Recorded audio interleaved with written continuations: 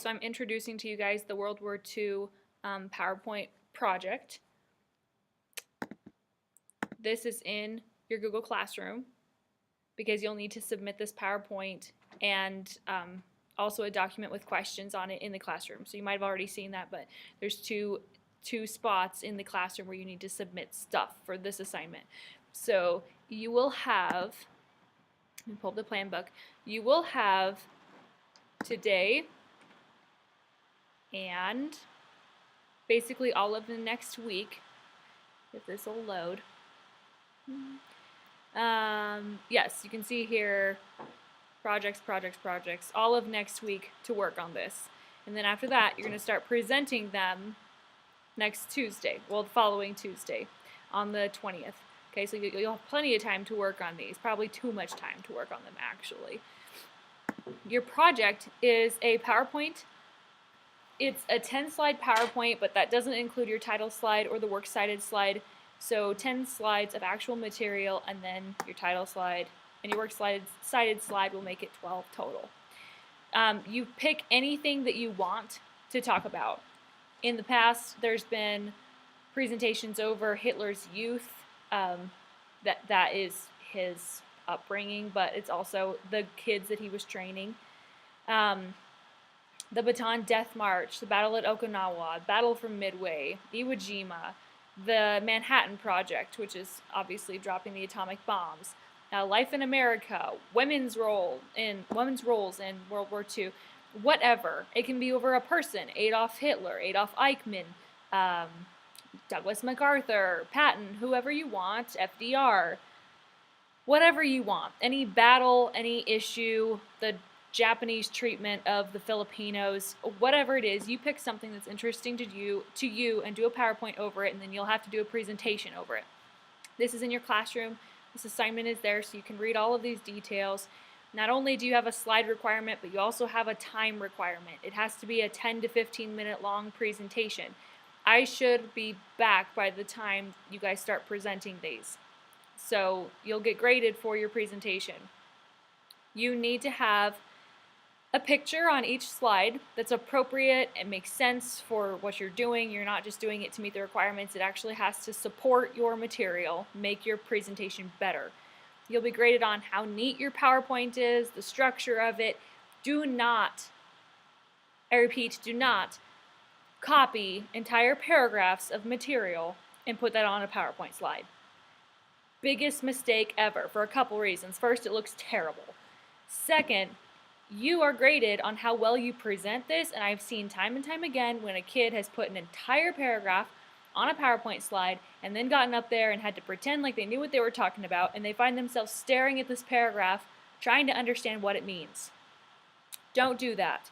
Use bullets. It will help you. It will be more visually appealing. So use bullets, use just little points, and then elaborate on those points. Do not write in sentence format on a PowerPoint. It will bite you. You're going to get graded on how prepared you are to present about your topic. If you are only saying exactly what's on your PowerPoint and you don't know anything else about it, and you're not elaborating at all, and it's pretty evident you don't really know what you're talking about, you're just reading what you found online, it's going to hurt you. So that's basically what your PowerPoint needs to be like. Then I also, and this is that second assignment that's in your classroom, you need to turn in 5 questions with the answers. You have to have 2 true false, 2 multiple choice, 1 fill in the blank. 5 questions total. The reason being, I'm going to pull these questions and I'm going to create a test for each class period depending on what they learned. Create a test for you, and you'll have a test over everything that your classmates taught you. Make sure you give me the questions and the answers. You're going to type this onto a Google document. You're going to submit it in the classroom. All of this is due on February 18th. So your PowerPoint will be one assignment on the classroom. The questions will be another assignment on the classroom. You can see them both on the classroom right now. Both due on the 18th. Your rubric is right here on the same assignment. You have to include a video. That's basically a 1 second to 2 minute long video. If you can only find a video that is longer than 2 minutes that's relevant to your topic, because that happens a lot, that's okay. You can have a 3 or 4 minute video, but that means you have to present longer. So your presentation is supposed to be 10 to 15 minutes. If your video is 3 minutes instead of 2, that's fine, but you have to present for 11 minutes minimum. If your video is 4 minutes, you have to present for 12 minutes minimum. Because your presentation has to be at least 10 minutes, and that does not include, well, it includes 2 minutes of video. Once you go over that, your presentation has to be longer. You get graded for turning in your questions. You get graded for PowerPoint neatness and structure. You get graded for the content and whether or not it's legitimate, it's real, it's valid. You get graded for the preparedness of your delivery, how much you understand the information, whether or not you're engaging, understandable. I skipped citations up here.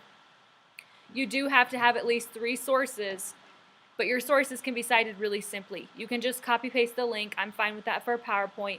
If you used material, which honestly you should be at least citing something on every slide, because I assume you don't really know anything. If you're getting it from the textbook, just put like American History textbook at the bottom of that slide. But if you're getting it from an online source, then you'll need to just copy paste the link into the bottom of that PowerPoint. Into the bottom of that slide. It'll be really easy. And then on your works cited slide, you can just put the links in there, put American History textbook, whatever you used. And I think that's it. So this is, you guys have today to start thinking about this, all of next week to work on it. If you get done with this presentation, you need to bring stuff to work on to class. You're not going to be coming in with nothing and then asking to leave in the middle of class. You know what we're doing, so it's your job to come prepared. You're not going to be a problem for Mrs. Ben because you didn't bring anything. So that's it. I'm looking forward to your presentations, and if you have any questions, just shoot me an email. Okay, goodbye.